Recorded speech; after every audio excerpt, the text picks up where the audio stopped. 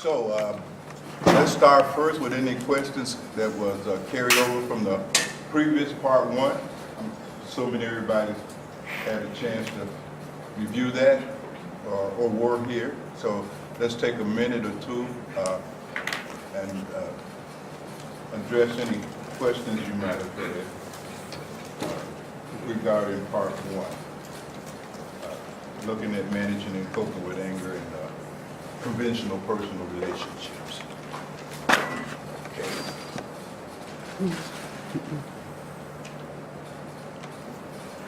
No questions about it?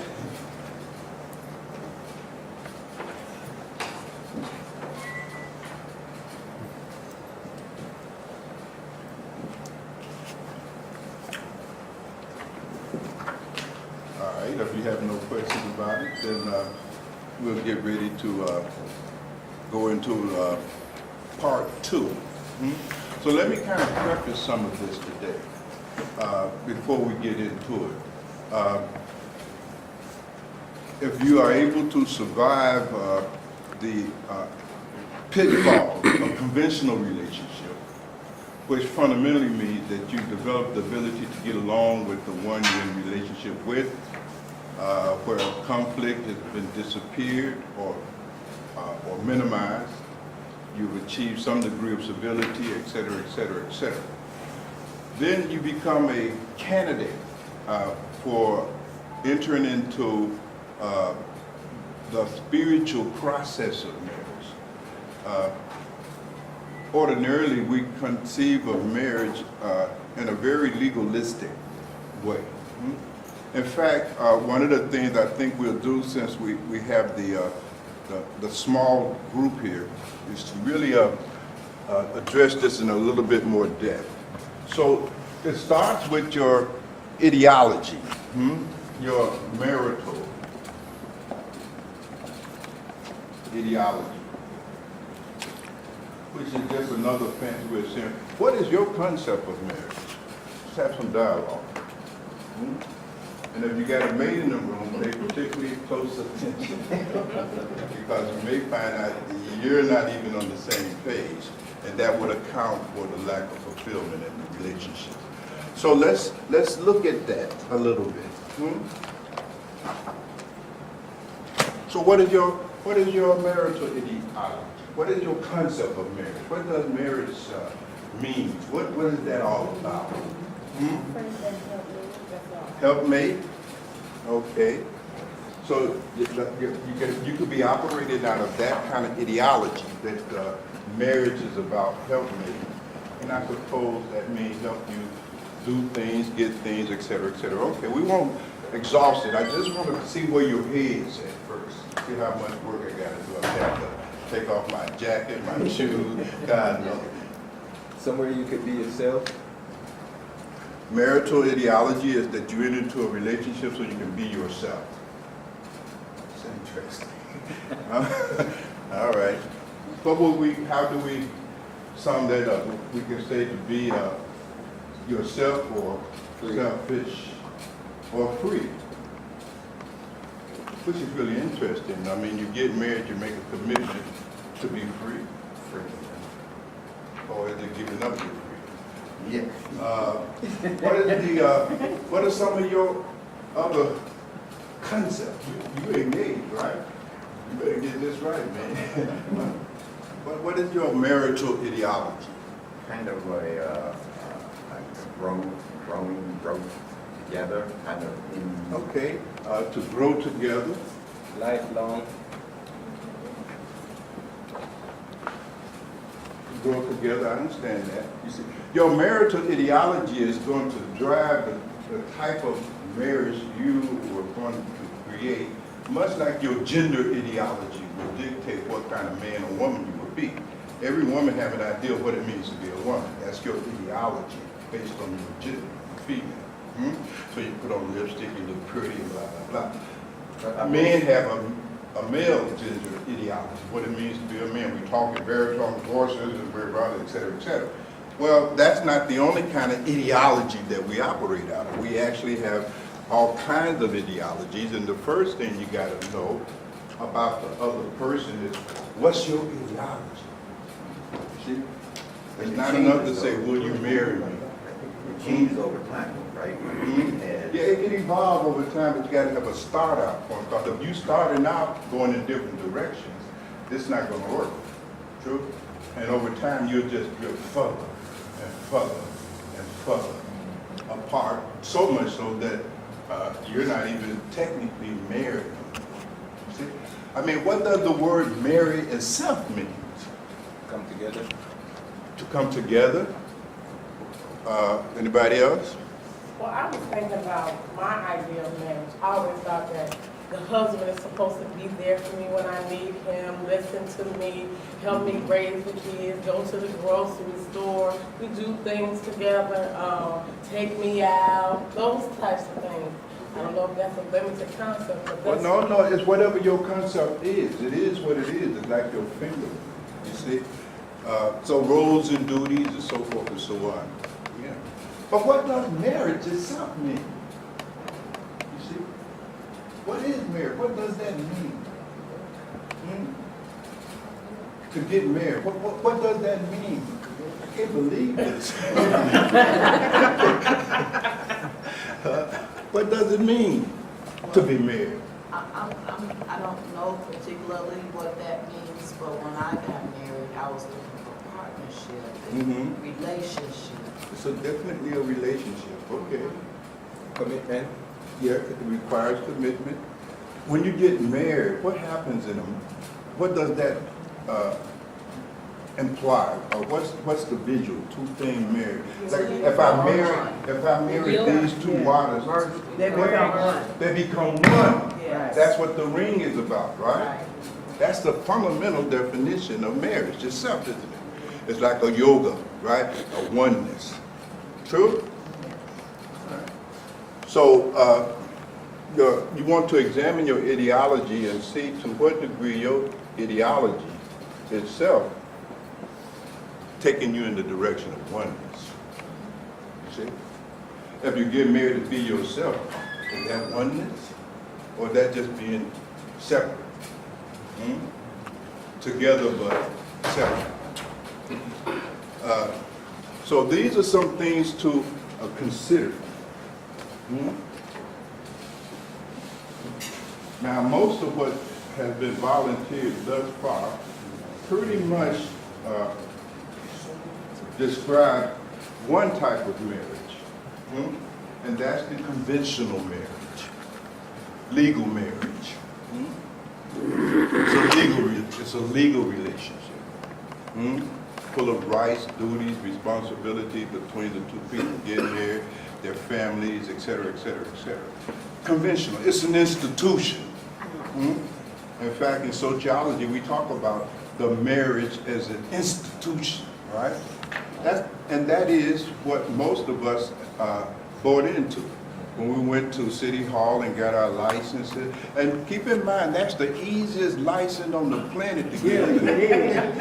You don't have to know shit, do shit, pass no test. Just what, a blood test, I think, right? They still, not even a blood test no more? Oh my God.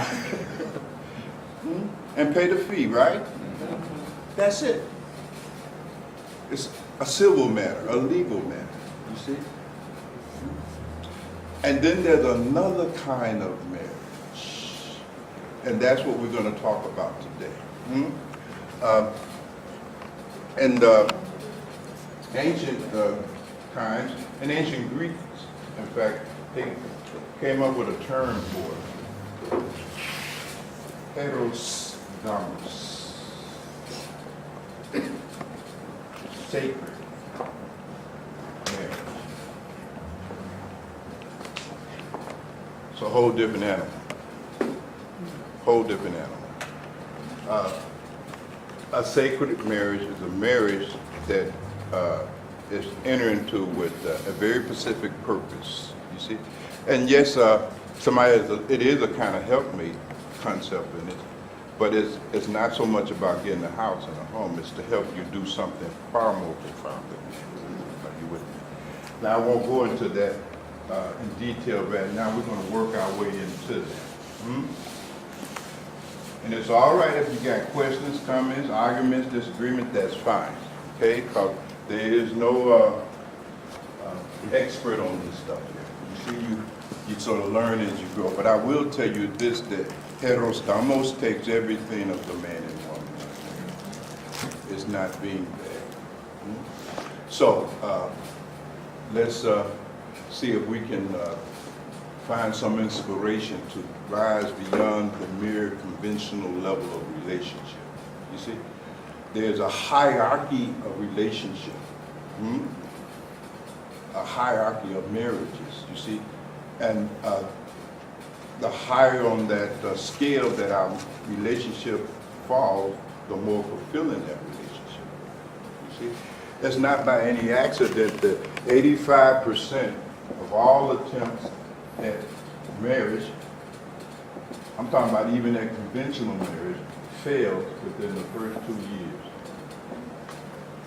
Fall apart. It's devastating. Devastating.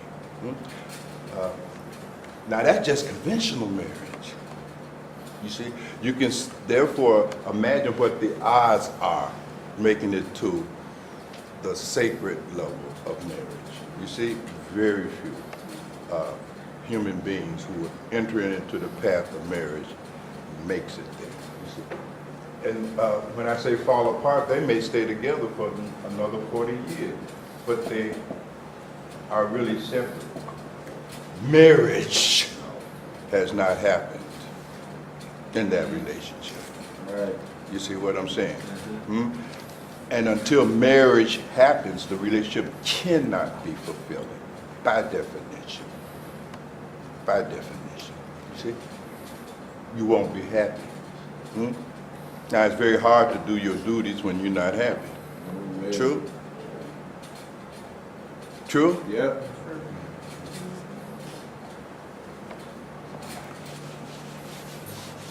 I think I offered this kind of argument many years ago, maybe 20 years ago, long time ago, when you all were just getting married and something, right? Oh, yeah. Remember? Yeah. So it's been 20 years since I visited this argument. I hope it's not too late. All right? All right, good. So, first thing you have to decide is what kind of relationship you're in now. If you're in any relationship at all. You see? One of the biggest obstacles to transcending the conventional, ordinary, pedestrian, superficial level of relationships with others, particularly the other that you call husband or wife, is fear.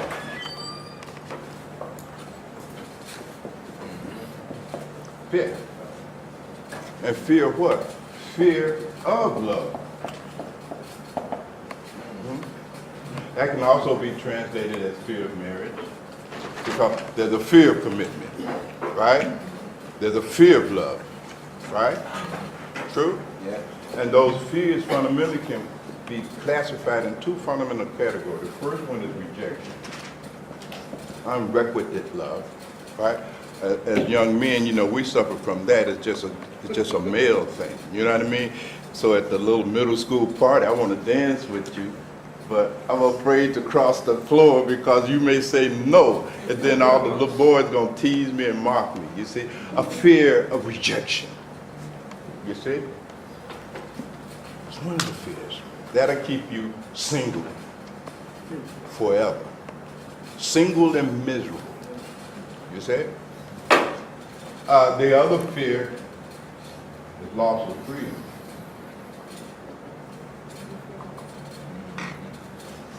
Loss of freedom. Last workshop, we talked about the paradoxia of relationship, right? Where there's that natural human impulse for intimacy, for love, for affection. That's a need.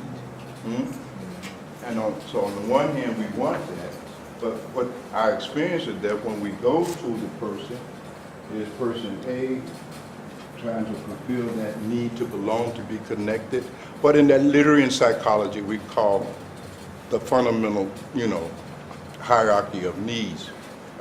It's not exactly like Maslow, but close to it.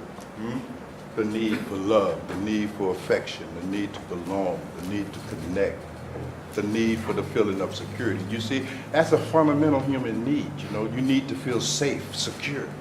So we bond. That's a unique human quality. We bond for the sake of safety, security, affection, connection, so forth and so on. So that's wired in, like your need for water, food is wired. You don't get to have a say in the matter. You're simply wired to seek that in another human being. Keep in mind there are certain needs we have that can only be filled by another human being. Make a note. Make a note.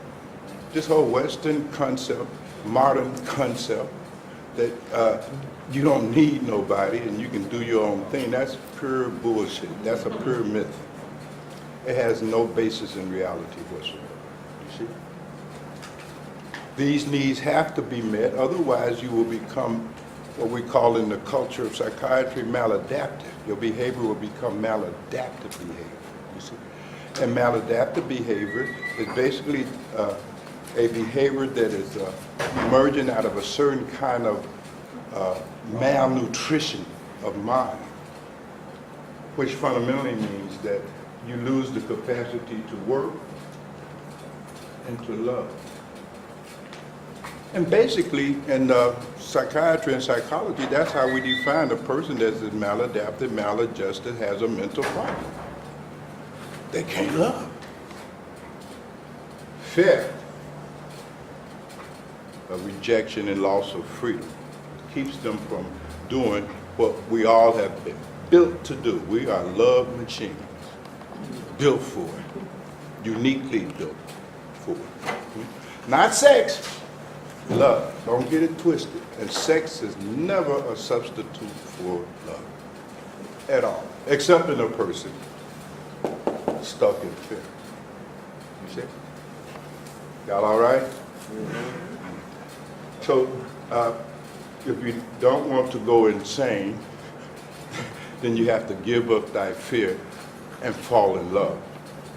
No fooling, no kidding. And yes, it takes a lot of courage because there's every possibility that you will get rejected. True.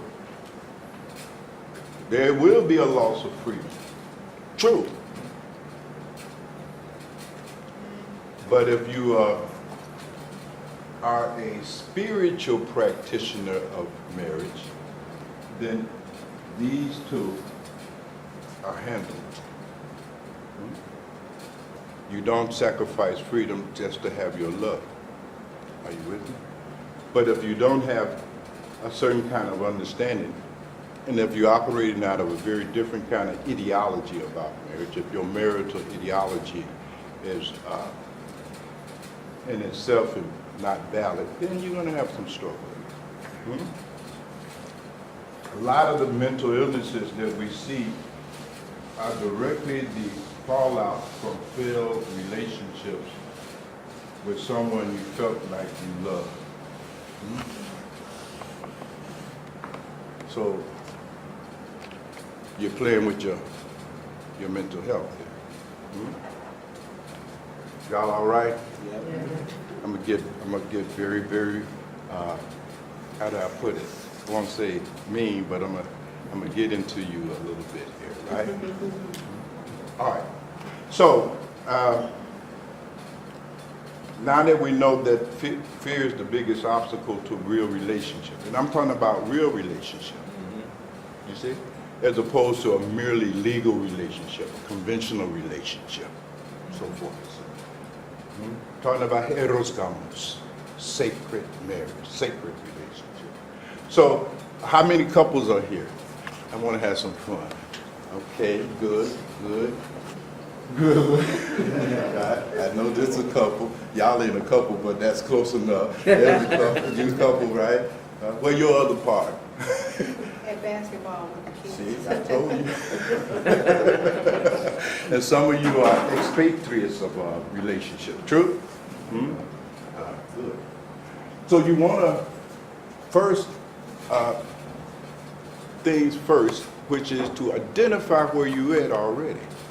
See, if you're going to make a journey, you need to know where you are at and relative to where you want to be at in your relationship. So you're going to have to do some uncovering, and you're going to have to, above all, be honest. You see, as I said before, this sadhana, for those who are not familiar, sadhana is a Hindi word, Sanskrit word. It simply means a spiritual process,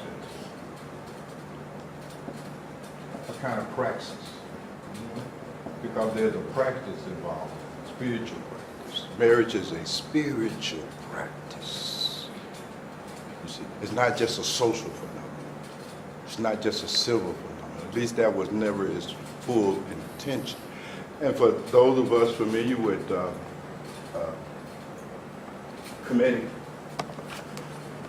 mysticism and spirituality, you understand the story of Isis and Osiris, right? The Osirian metamorphosis, right? And where Osiris had been deceived by his evil brother, blah, blah, blah, which is the evil in himself, his own ignorance, and have been cut into pieces, thrown into a river, et cetera, et cetera. And you all know the story, but the point I'm making is that Isis had to find something that was crucial to restore Osiris. Do anybody remember the story? What did she find? His penis. Right? His power. Right? What she did, she made him potent. So the task in the practice of sacred marriage does fall into different genders. There is a task of the wife and there's a task of the husband. When we say helpmate, these tasks, right? And it's to restore the man's potency. And the male function is to release the female divinity. We're going to get into that a little later. But this is all mysterious to you. At least some of you guys. And so that's why you become amateurs at relationships. You try your best, but the shit don't work. And it never dawned on you that it ain't working because you don't know what you're doing. You see, your ego gets in the way, your vanity, you see? But if you fail it and you're unhappy and you're unfulfilled, clearly you don't know what you're doing. You see? Now, so find out where you at. So let's start with the beginning. And we'll start with, in this hierarchy,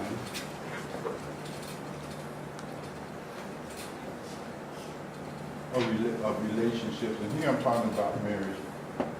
But it can apply to many other relationships. And if we have time today, we'll look at the other relationship that the same principle applies to. The lowest level is the biological.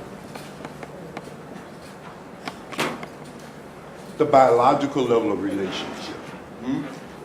The biological relationship, the motive that brings the two people together in the biological level of relationship is the satiation of their sensual desires, principally sex, food. That's about it. That's about it. Sex and food. You see? Very animalistic. You see? Not much different.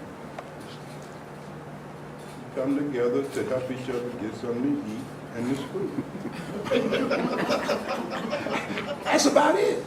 You see? Now, I'm not condemning that. I'm simply saying that's the most primitive level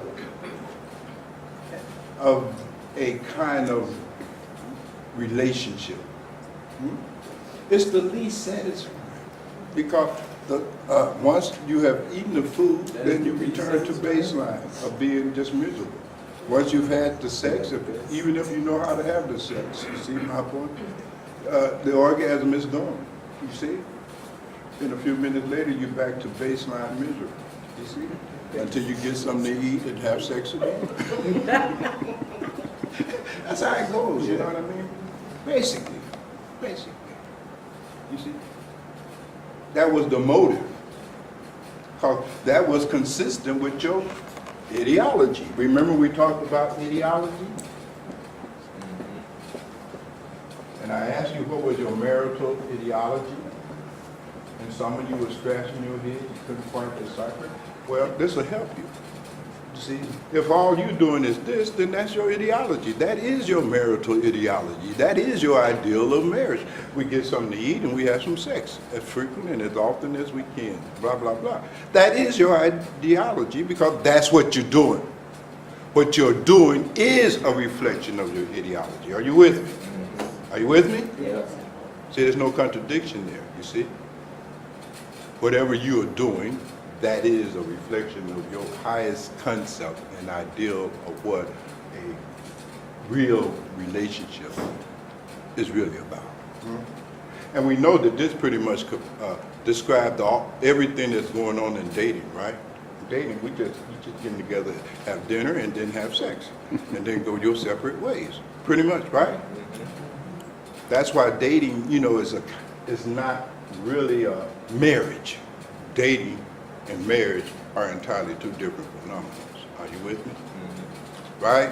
Yeah. We all done been here. And I'm not knocking this. This is nature. This is necessary. Are you with me? The species has to be reproduced. This is what nature is up to. You see my point? From the point of view of nature, nature really don't give a damn whether you love the person or not. Just make another human being. Are you with me? So we're wired with sexual energy, attraction. You see? It's a force. Bring people together to reproduce the species. So it's not necessarily a bad thing, don't misunderstand me, but do understand that if you're only operating at this level in your relationship with your significant other, this is where you at. And there won't be any happiness here, you see. It's mostly just sense-based, sense. Now we can expand upon it, and there's so much more to say about all that. Today I'm just giving you a kind of a map. So there is the biological level of relationship. That's the lowest point in the hierarchy. Y'all want any discussion about this here? Because try to understand this thing. You know, it'll probably be another 20 years before I address this, and by that time I'll be so old and feeble, I'll be demented, and you won't be able to get a coherent argument out of me at all. So speak now. Oh, forever hold your peace, and good luck to you, right? But we want to take advantage of this opportunity. I don't want to just come here and lecture you. I want to dialogue with you about this. You see? Because sometimes we have doubts, you understand? And those doubts have to be dealt with. And it's all right to have doubts. You follow what I'm saying? Yes, beloved? Can sex be used to get to higher levels? Sex really do not necessarily have to disappear at any level. That'll become a little clear. You see? What is important, though, is where the sex is coming from. That is what changes. At the biological level of the relationship, your sex is just coming from a buildup of energy. Because you eating this food. Food gives you energy, right? That's what food does. It provides energy in the body, right? Now that energy builds up, right? Y'all, what you call horny. That's energy. It's reached a level, right? Now you got to get some relief from that tension, right? So sex, it's like sneezing. You follow me? It's a way of releasing a buildup of energy. Right? Plus, there's many other motives underneath in driving sex too. We already mentioned one, the reproduction of the species, et cetera, et cetera. It's a creative force and so forth and so on. And we can go into that in a little bit more detail. But to answer your question, sex does not necessarily disappear. People talk about tantra and how that can be used to increase your consciousness and all that. Well, Tantra, and we're going to talk a little bit about Tantra, but we'll talk about that as we move higher up the hierarchy. But in Tantra, see, Tantra is not even possible until you have reached the higher level of the relationship. You see. Then what they teach in Tantra is possible. Because Tantra is a spiritual tradition, it's a spiritual practice. There's a lot of stuff got to be in place before you can succeed in Tantra. You know, it's just not copulating. It's not just intercourse. There's a real preparation for that, you see. And without that, you're just having sex. You know what I mean? And deluding yourself that you're doing something like Tantra. You see?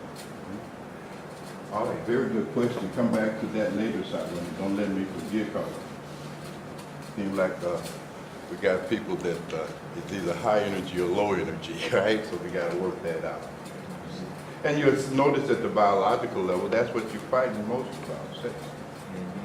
Or something you didn't cook me nothing, or you didn't cook it the way I like it. You know what I mean? Right? You got a lot of arguments around that. Oh boy, so much to say. Actually, I could spend a whole workshop just on this level, you see, because there's just so much I'm leaving out. But I know that most of you in this room are sophisticated, you're intelligent people, and I'm just pointing in a direction, and you can go run later and get the rest of this on your own. Next level. Emotion. The motive for moving in the relationship is not just limited to the biological drives, but there's emotional too. You see. You need that companionship. You need an antidote to your loneliness. You see. There's a kind of emotional connection and satisfaction. You see. It's an emotional thing. When we say emotional, I mean so many things. Remember we talked about some of these needs, the need for affection, the need to belong, you see, the need for safety, security, so forth and so on. These are emotionally fulfilling.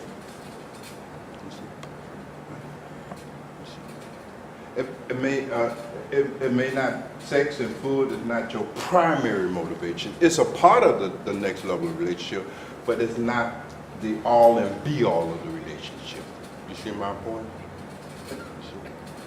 It also, you see, is a need to have some kind of emotional stability, some emotional calm. Some emotional fulfillment, a refuge, if you will. A refuge from loneliness, lack of companionship. Somebody to go to damn movies with. You know what I mean? You're tired of going, you got money, you go to movies, but shit, you know, it ain't nobody to share with. Ain't nobody, you can't enjoy. You need somebody to enjoy life with. Are you with me? Yeah. True? Yeah. You got enough money to go to Maui, but shit, you don't want to be laying up on the beach all by yourself. You know what I mean? You want somebody to meet you. You want company. You want a connection. You want a partner. It's an emotional thing. It's a little higher, you see? A little bit more rich. There's sex and there's food and all of that. You follow me? And there's this. So at that level and stage in the hierarchy of relationships, it's a little bit more fulfilling, a little bit more satisfaction. Yeah, you can watch the TV show, but it's better when you watch it with somebody. Are you with me? You understand what I'm saying? Yeah. Huh? And as you can already begin to see that as we unfold and move up into higher and higher levels of relationship, more and more fundamental needs are being fulfilled. Anybody want to offer me some more examples of what is meant by this level of where you are able to get some of your emotional needs. What are some of your emotional needs besides these? Or what is your greatest emotional need? This is interesting.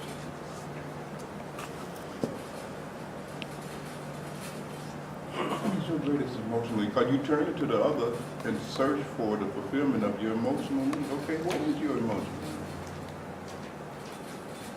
Because the other person has to be instructed. It's like sex. Are you with me? You have to tell the other what feels good. They can't read your damn mind. Are you with me? See, that has to be communicated, right? So, in the same way, the same process is going on. Are you with me? But what is your greatest emotional need? It's not a rhetorical question. To be heard. All right, to be heard. Yeah. See? And what is some of the other emotional needs? To feel love. Yeah, for affection. We covered that. Something unconditional. Affection is one thing, but Mm-hmm. love is something else. To be loved, okay. All right. Yes? To be a sense of belonging, to have that identity. Like, for example, when I first came to the House of Ra, Uh-huh. my very first time, that was what attracted me because I saw all Black people together. Mm-hmm. And it was something that I longed for a long time, that sense of community. Community, yeah. Yes. Belonging, connection, it's Belonging. emotional. Yeah, yeah. So you gotta know yourself. It's a prerequisite if you will ever arrive at heteros dramas, at the sacred level. You gotta know yourself. Emmy. You gotta know yourself so that you can communicate that, right? I said attention. Attention, yeah. Attention, affection. That's a big one, you see. It's a key thing to understand. You need other people's attention. Because it is via their attention that you have the experience of being loved, right? So forth and so on. Attention. And that's one of the biggest complaints when a person is suffering in a deficit at the emotional level of the relationship. They're going to be complaining. You don't give me no damn attention. True? Yeah. True. And men are notorious for not doing what? Yes. Right. And that becomes the basis of a lot of conflict, right? Yes, beloved. Does that tie in with validating the person? Yeah, all of those things can only happen via attention because we connect to each other with our attention. That's how we touch each other, much more deeply than with our hands, with a hug, our attention. You see? Mhm. And you need attention. True? True. Otherwise, you can have the experience of worth and value. You don't feel validated. You don't feel loved. You don't feel understood. You don't feel nothing. You got to have attention. Fundamental need. So the person can be a good provider of food and so forth and so on, right? Good in the bed, right? But that ain't in and of itself sufficient attention. Because you don't pay no attention out of the bed. That's a fundamental female complaint, right? You only interest in me when you want some. Right. That's how men are. See, there's a gender thing going on here. You see, there's a gender thing going on. So this experience, this need for attention is felt differently or fulfilled differently on the basis of your gender.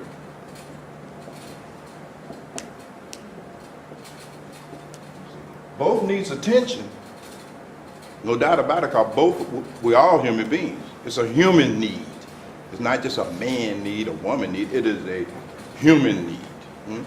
Hell, even animals need a certain amount of attention. You see? But the way that a male processes, his need for attention being met is different from the way a female processes. Her attention needs have been met. Come on, geniuses, let's guess. What's the differences? What's the differences? With the male, it's more physical, and with the female, it's more mental.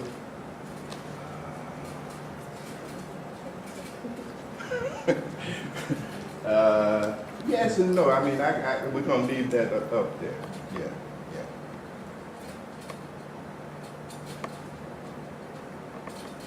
yeah. Let me see if I can help make this a little clear.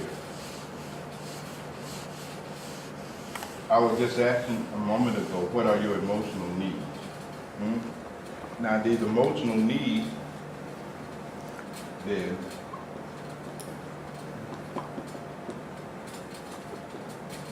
they're emotional. You know what I mean? They're emotional. They're not biological. You see? They're emotional needs. You see? Sex is a biological need. You know what I mean? Energy. You need energy, right? Right? But you don't. Ain't no love is necessarily involved in that. You're just trying to feel better in the body, get some of that energy down. Are you with me? But what about on your emotional level? Fundamental need in a relationship. We know it's attention and all of that, but attention is delivering a certain kind of experience. Go ahead. To some degree, understanding. Yeah. You gotta be able to understand. Yeah. Let me narrow it down even further. Because you mentioned love, right? So, love. How does a man, what is the, let me see if I can put this. What goes on in a male psychology and psyche that convincing him that he's being loved? And what goes on in a female psyche that convinces her that she's being loved? I would say for the male, affection. Affection, yeah, affection, but that's just another Physical. euphemism for love.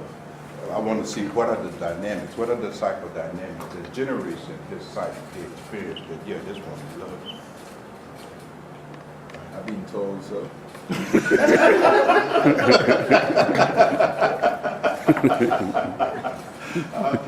Okay. Men seem to like praise. Praise? Yeah, they like praise. They like praise? Because that validates them, it makes them feel worthwhile and valuable. That's very close, that's very close, Tarsi. Respect. Yeah. Yeah, that's why they shoot each other. I was trying to find it.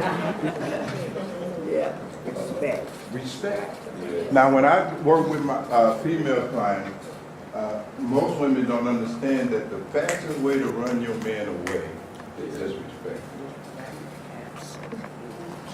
And a lot of women do not even understand it. In fact, they're mystified. You know what I mean? Because the man was digging on her. You know what I mean? Until she crossed that line, right? And now he's gone. He don't call her back. He's gone.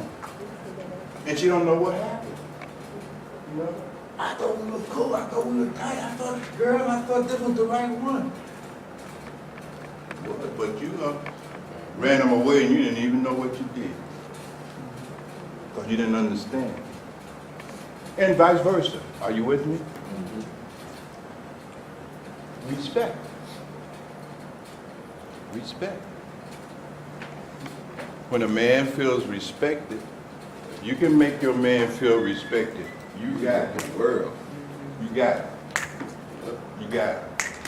A naked woman could walk by and he won't even notice her. He's strictly in. That's one of a man's greatest need. You said praise, right? But actually it's trust. Trust. You need to feel trusted. Are you with me? It's a need. That's how you feel loved. You see? That's how you feel loved. You know, not if you give him a bouquet of roses. You don't feel shit. You know what I mean? That's the other Right? Right, that's the other way, That's the right? other way. All right. So, and there's more and more and more, but again, we could be here for days, you understand? But I just wanted to give you some deeper understanding of what I mean when I say that at the emotional level, that man is getting his experience of being respected and being trusted. You see? That moves him deeper into moving the relationship up. What about the female? What do y'all need? You don't know what the man needs. No, I'm on your kids. Go ahead. Security. Yeah. Definitely. Security and safety. Yeah. Right. Security, safety, right? Refuge. Right. You see, refuge. You need to know you got it. You know what I mean? She needs to know that your chest is available for her to lay her head on. Wrap your arm around her. See my point? You got it. That's a need. And when she's having that experience that you got, see? For those of you who know a little bit more, you have to become her Santa, what Bob? She needs refuge. Refuge in the arms. My man, he got me. True? True. Absolutely. It's an emotional need. It's got to be fulfilled. And when that is fulfilled, she's able now to function as a wife.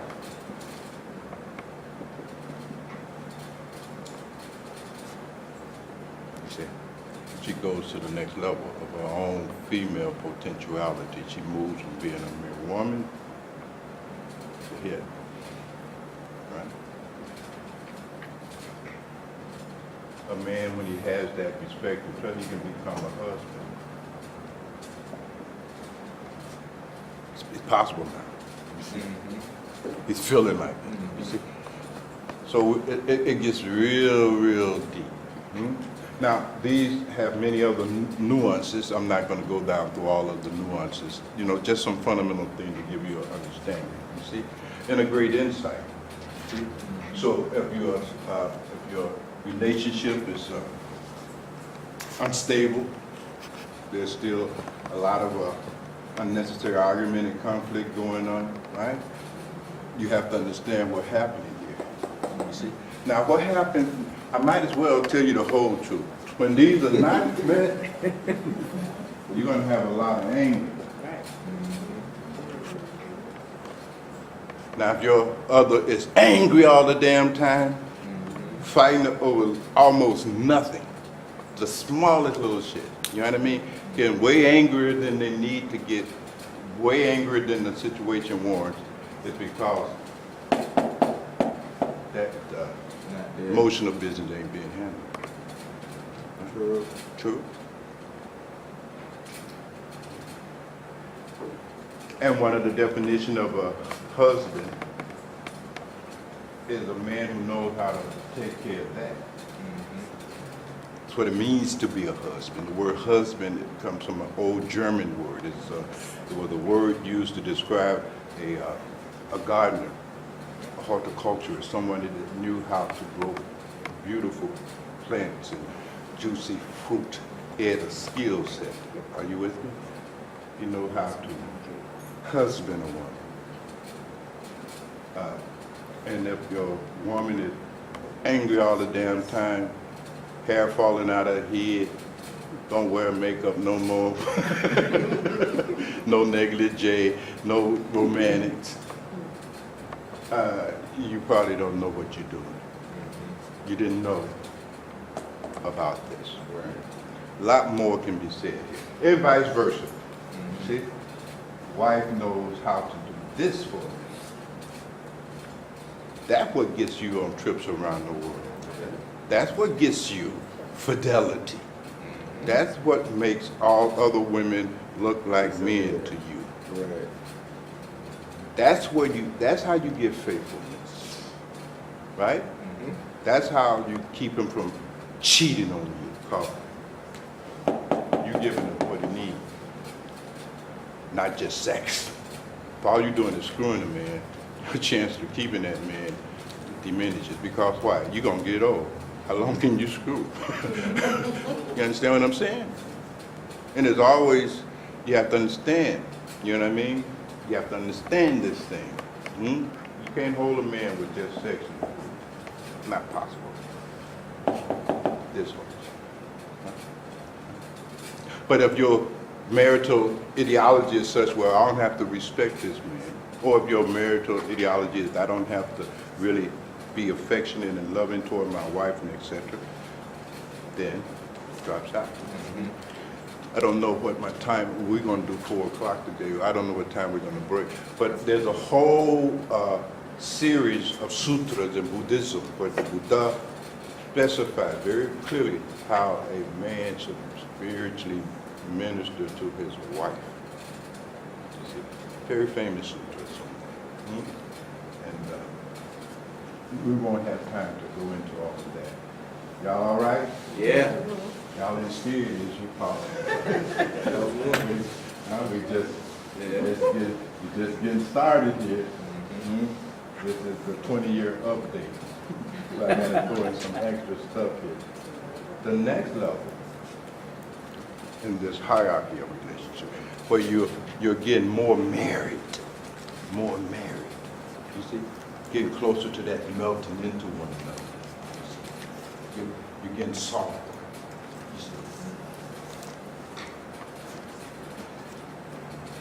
This would be the psychological one.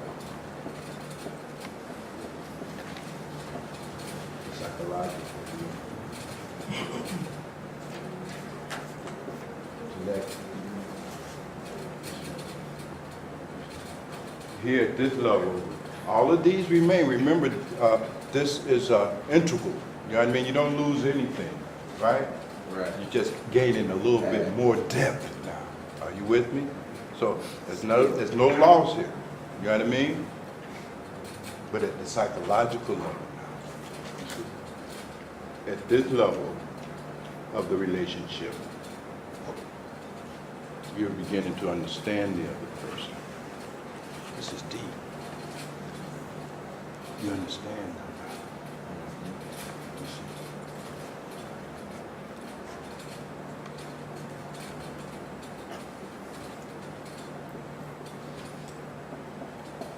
You understand one another.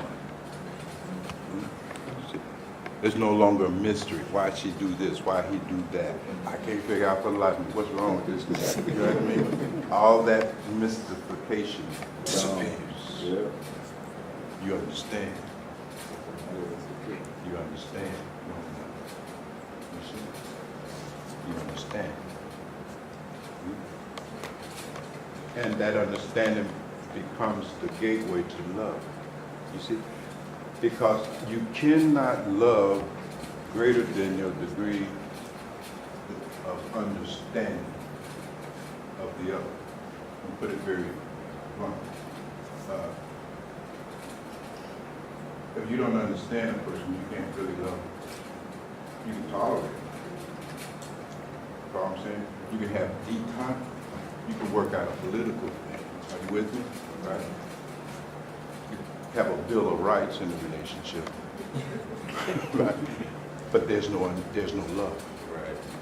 You see, understanding is the foundation and a prerequisite for love. Are you with me? When you understand the person, that automatically begins to create a kind of psychological comfort. You're psychologically comfortable. You're not walking on pins and needles when you come into the house. You're not taking the other behavior so personally anymore because you understand that. You psychologically understand the person. You see? You have a kind of psychoanalytic point of view. You understand the historical origin of that behavior. You see my point? You've talked to one another. You've done some real communication, right? You see? I know your story, right? Your real story, not the one you make up to tell the other person for the sake of maintaining your image in their eyes. Are you with me? The real story, the real history, you see? I know that you were raped when you were 6 years old, and I know your dad was an alcoholic, and I know you got bullied in school. I know you. I understand you. You understand what I'm saying? I know that you got criticized a lot. You had an overcritical parent, and they criticized you. And I know that it's hard for you to take criticism, you see? So I find other ways to say the same things, you know? Because you understand.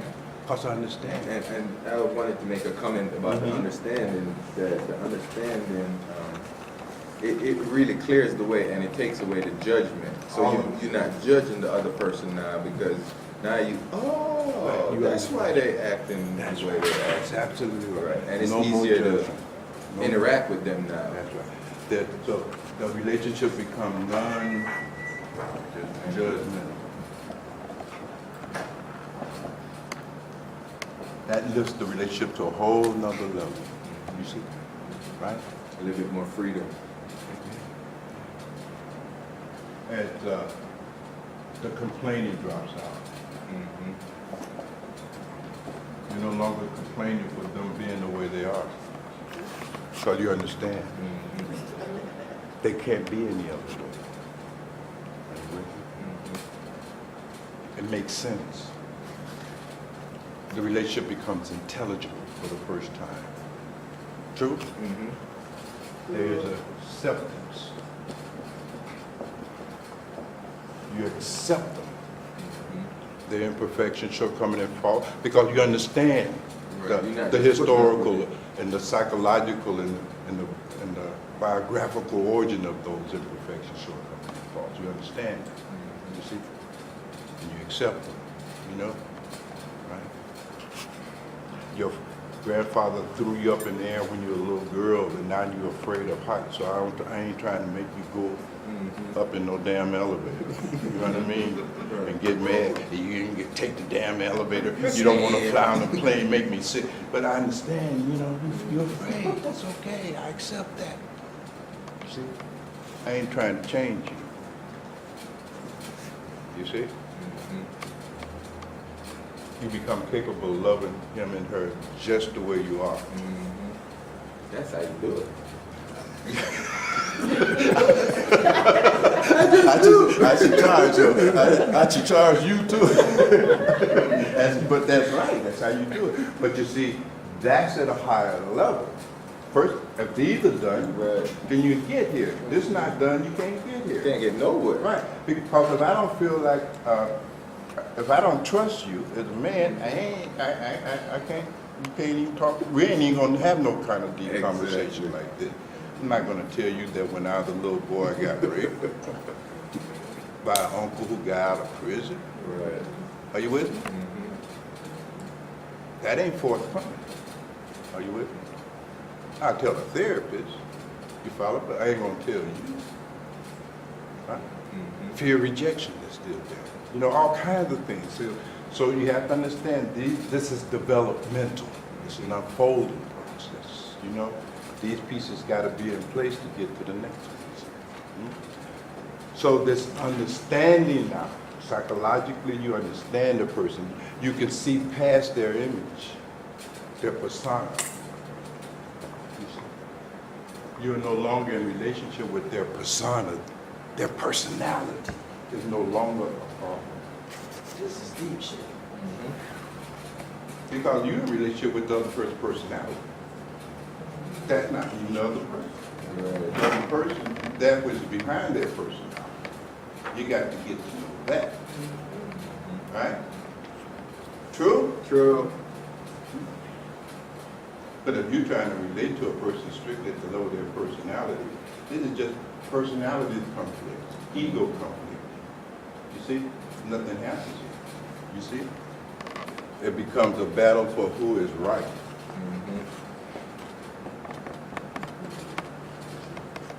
And you can stay locked at that level of the battle, or you can enter into a real relationship, get past that persona. It's just a persona. It's a product of their socialization, how they were parented. You see the television shows they watched. You see the high school gym teacher, the English teacher. It is a product of the village. It is Frankensteinian. It's not even original. It's wrong to even call it their personality. They didn't even make it. Are you with me?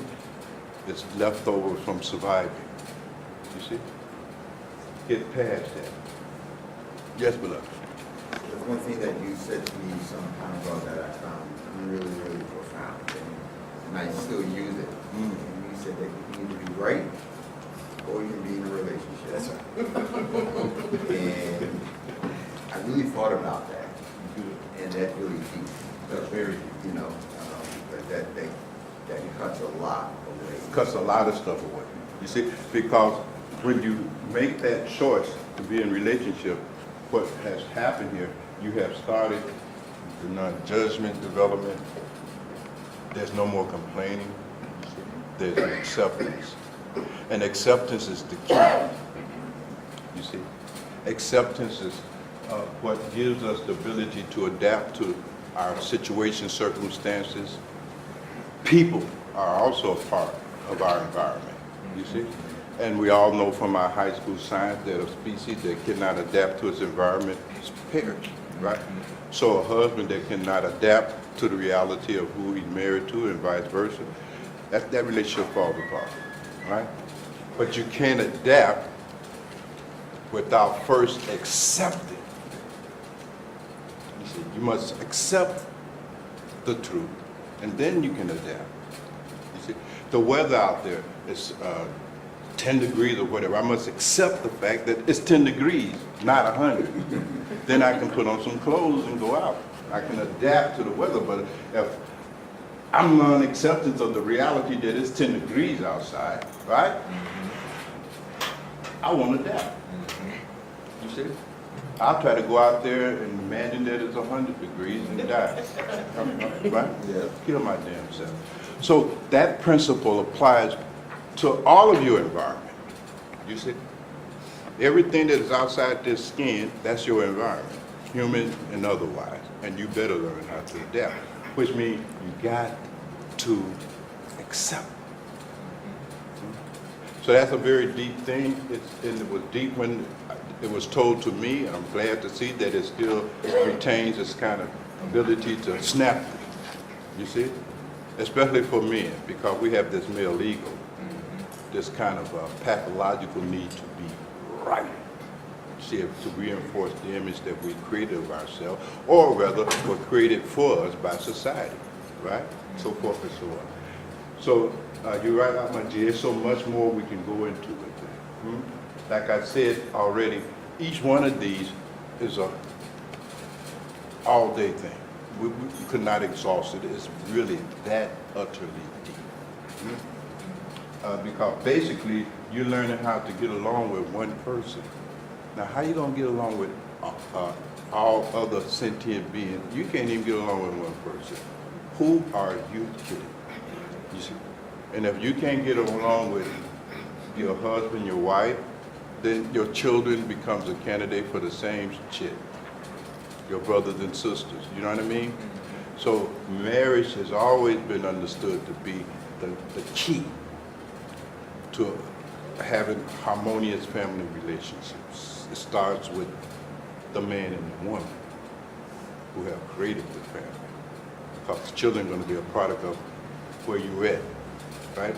If you're just here, you're going to get some rotten-ass kids. You understand what I'm saying? Because how can you give your kids what you don't have? You won't be able to give them those skill set at these high levels because you don't have any. Are you with me? They'll know how to chop and how to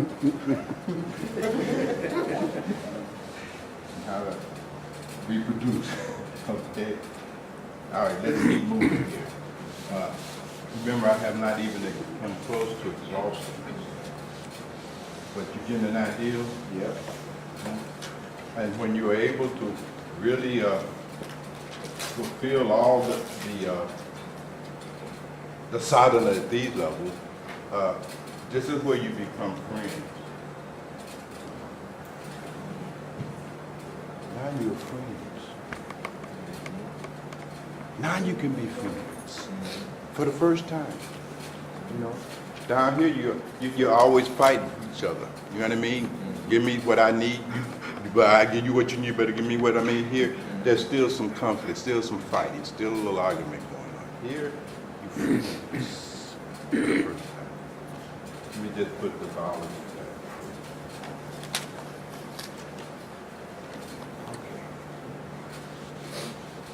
So far, so good? Yes, sir. I have a question. Yes.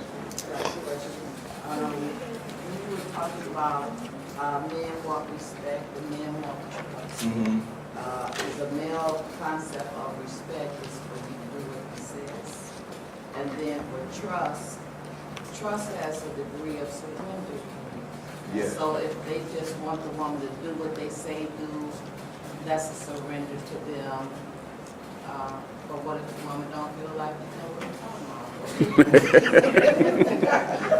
That's a source of conflict. Yeah, yeah. And It is a very move from big there source. sometimes. It is a very big source of conflict. Now, what I was, when I introduced that concept, it was based on you having at least reached this level to really appreciate it, and to practice that, you know. And you're absolutely right. To have, as we would call it, faith in, trust in, you see. Yes, he may be wrong, you know, and he may fail, but he wants to know that I got your support. Okay. Are you just only gonna support me when you know for damn sure that I'm gonna make $1 million? That don't count in my mind. Right. You understand? I need somebody gonna support me when I'm opening up the business from scratch. That's with me, trust me, have faith in me, shraddha. Are you with me? Yes, Right? I'm not dealing with a broker here who wants to invest in me based on my performance last year. You wanna see my P&L statement, right? My profit and loss. That's how we feel supported. Right? That helped me That'll help? understand that, yeah. Yeah. And this right or relationship applies to women too. Right, exactly. You see, it applies to both people in the relationship. So you can be right and tell them, man, you know, this ain't such a good idea, you're right, but now this man gonna go look for somebody that feels that he can make it. That's right. He done this. Yeah. You don't have no faith, no trust. See, he's gonna go somewhere else, right? That's what he's looking for, right? Trust. You see, trust. You see? And if you have a kind of relationship with him that's really based on that, when you say those things to him, he will trust that you're right. Are you with me? It depends where you at. How far you done got here, you know? He may come to you and say, baby, what do you think? You know what I mean? And you look and say, I don't think that's a good idea. He'll go with that. See, if he trusts you. If he don't trust you, he ain't going with that either. True? True? Absolutely. It's like that. It's like that. You see?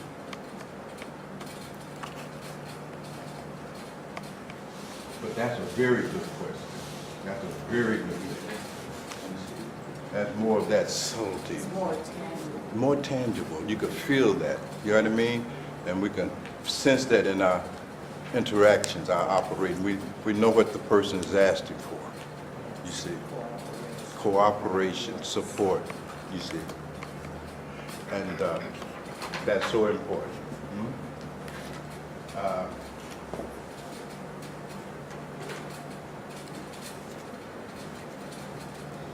I'm just trying to see what the summary word I want to use for this next level. I suppose we can call it a religious. And I'm only meaning religious in the pure sense of the word, is that there's a kind of union occurring, you know, a uniting is occurring, really getting to come together again. The word really has the same connotation as a kind of yoga. You become, you reach that religious level. Now that's very interesting, because once you have seen past the person persona, what you see in that other person is their divinity.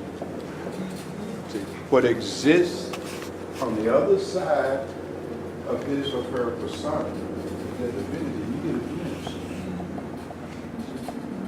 You see the goddess. You see God in the female form, and you see God in the male form. That's called God and goddess. You see the goddess in that woman. You see my point? You see the God in that man now. You see, and that becomes a framework of how you interact, right? You see, you're no longer interacting with the personality. You see something deeper, and you start interacting with that. Are you with me? And so you start, and it's a beginning. You start a practice, a process now begins where you begin to develop the ability to interact with the other on the basis of their inherent divinity. You see? Very respectful. Not a personality, of that which is beyond their personality. You with me? And it is what makes you moral in the relationship. You see? Ethical. You see? Religious. You see? You start having all of that. You see? Honoring thy husband, honoring thy wife. You see my point? All of that begins to grow and become kinetic in the relationship. You see the divide. You see? And you start helping to cultivate that divide. That's that helping, you see? Because at some level, you see, that's what we're together for, right? Is to help one another cultivate and make kinetic our inner divinity. Manifest in our life. You see? If you would treat me like a goddess, you know what I mean? You see? What an ancient Sumeria, I think. Nana, the priestess, the goddess, you know. You see?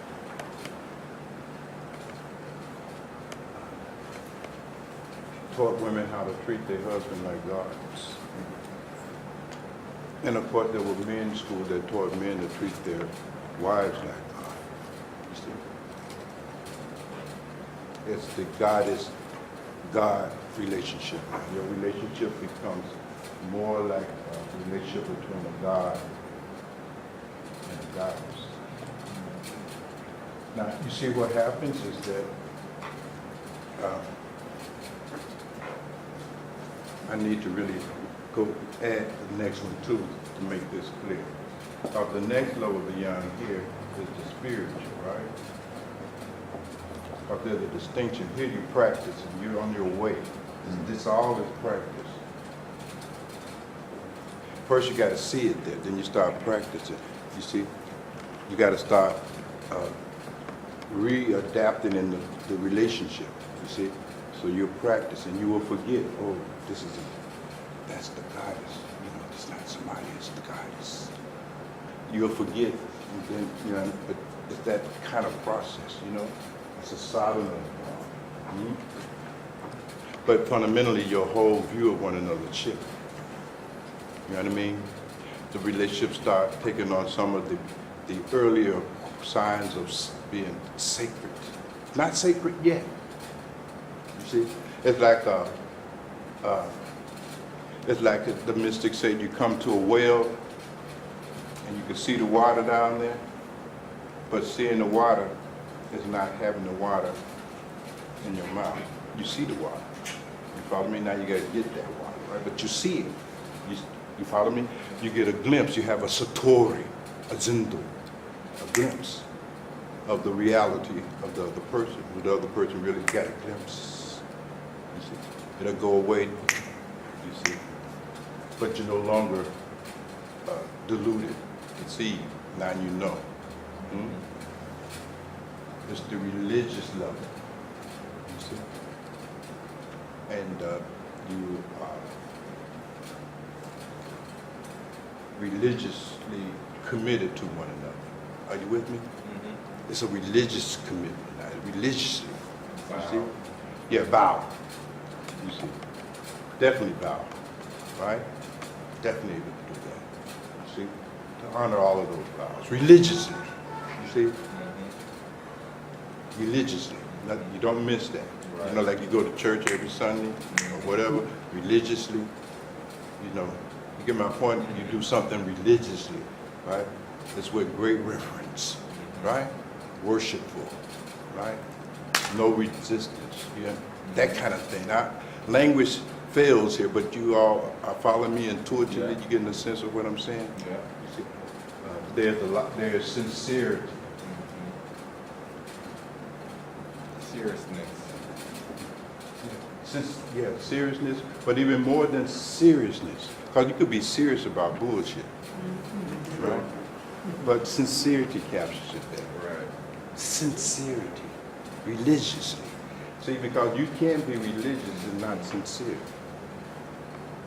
You know, sincerity is the essence of what it means to be religious. It's sincerity, you see. You can just go through the rituals and ceremonies, you know all of that, but that don't make you religious. You're just going through rituals and ceremonies, right?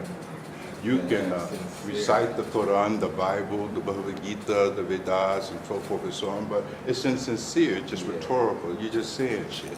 Are you with me? Mimicry, right? But not sincere. Sincere means you have your total effort in this thing. Nothing is held back, right? No fake shit. Nothing fake. Sincere. You're sincere in the relationship. For real. No fooling, no kidding. You see? There's love involved here because you have understood the person more and you love the person more now. You see? And sometimes it takes 20 years to get here. You see? This is a process. It's a removal of layers of ignorance and wrong understanding. Tons of it, you know. But it is possible.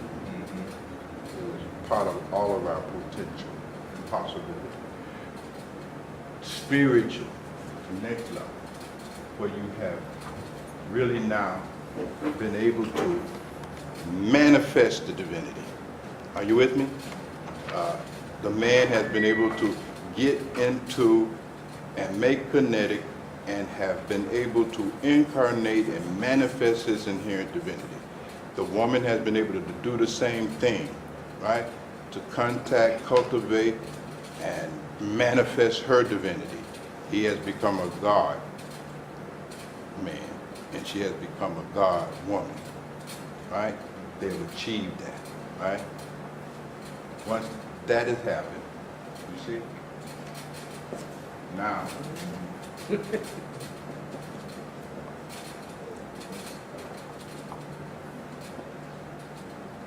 Heather's Gummers. Oh, I left the word out.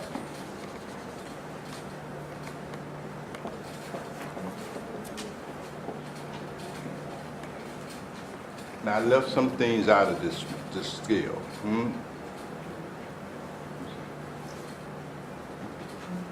But I'm just trying to give you a map, an overview. Heros Gamos, right? So that now, when they have sex, now this is where the Tantra comes. In Tantra Yoga, you will meditate first, not foreplay. you will meditate. And the yogi or the yogin will go deep and come into touch with and make manifest in their bodies the very divine itself. Then they will have sex. Very different. Very different. You see? Very different from us, right? You don't meditate and get in touch with your entity and then make it fully manifest in your body and then have sex.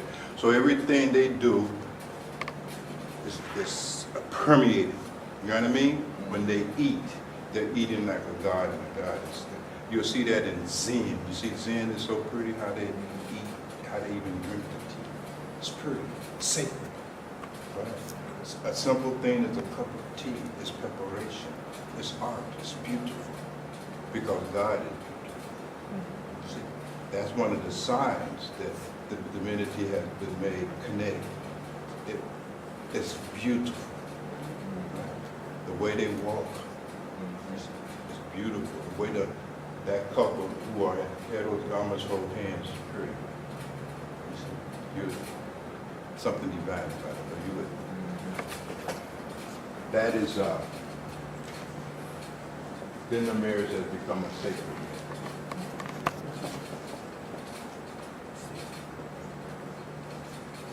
That has happened. Now it's sacred.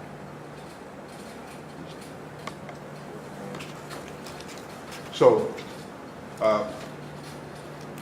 these are the developmental stages, if you will, or phases, or the evolution, the unfoldment of our possibilities, you see, our potential, you see, and it depends on those who have come into relationship where they will take that relationship.